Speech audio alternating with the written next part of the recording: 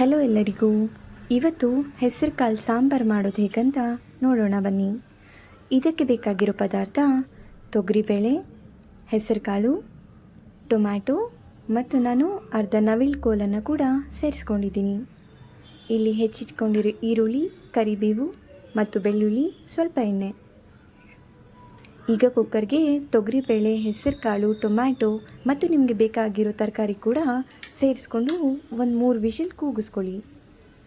ಇದಕ್ಕೆ 1 table spoon ಎಣ್ಣೆ ಹಾಗೂ 1 ಟೇಬಲ್ ಸ್ಪೂನ್ ಅರಿಶಿನ ಕೂಡ ನಾನು ಸೇರಿಸ್ಕೊಳ್ತಾ ಇದ್ದೀನಿ.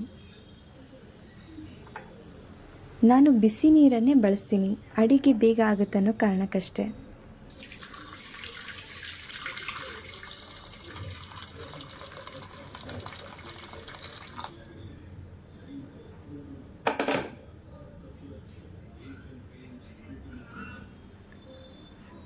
ಈಗ 3 ವಿಷಲ್ ಕೂಗಿಸ್ಕೊಳ್ಳಿ.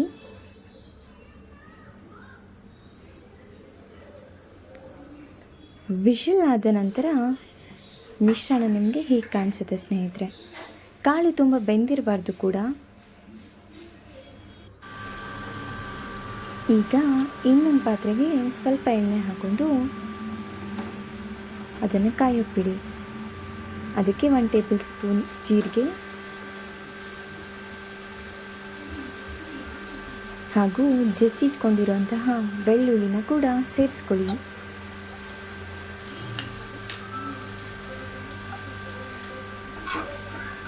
ಘಮ ಚೆನ್ನಾಗಿ ಬರುತ್ತೆ ಅನ್ನೋ ಕಾರಣಕ್ಕೆ ಬೆಳ್ಳುಳ್ಳಿನ ಸೇರಿಸ್ತಾ ಇದ್ದೀನಿ. ಈಗ ಕರಿಬೇವನ್ನು ಹಾಕೊಳ್ಳಿ.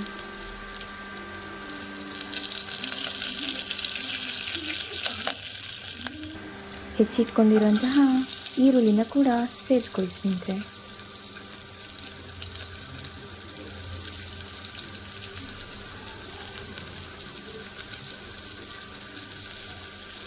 ಇದೆಲ್ಲವನ್ನು ಕೂಡ ಸ್ವಲ್ಪ ಫ್ರೈ ಮಾಡ್ಕೋಬೇಕಾಗುತ್ತೆ.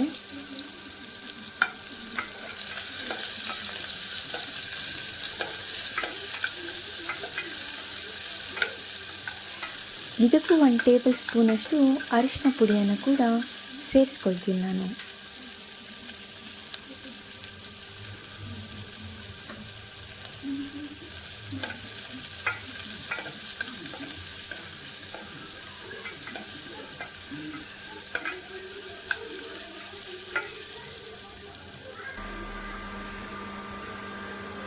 ಈಗ ಮಿಶ್ರಣವನ್ನು ಕೂಡ ಇದಕ್ಕೆ ಸೇರಿಸ್ಕೊಳ್ಳಿ.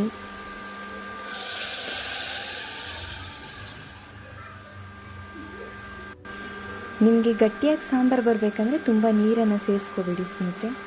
ಈಗ 1-2 ಟೇಬಲ್ ಸ್ಪೂನಷ್ಟು ಖಾರ ಪುಡಿ ಮತ್ತು ಮನೆಯಲ್ಲೇ ಮಾಡಿಟ್ಕೊಂಡಿರುವಂತಹ ಸಾಂಬಾರು ಪುಡಿಯನ್ನು ಕೂಡ ನೀವು ಸೇರಿಸ್ಕೋಬೋದು.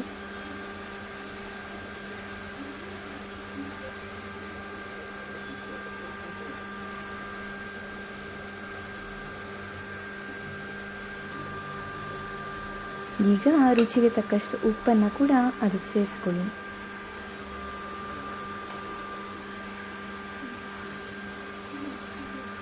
ಈಗ ಇದನ್ನು ಒಂದು 15 ನಿಮಿಷದವರೆಗೂ ಲೋ ಸಿಮ್ಮಲ್ಲಿ ಬಿಟ್ಬಿಡಿ.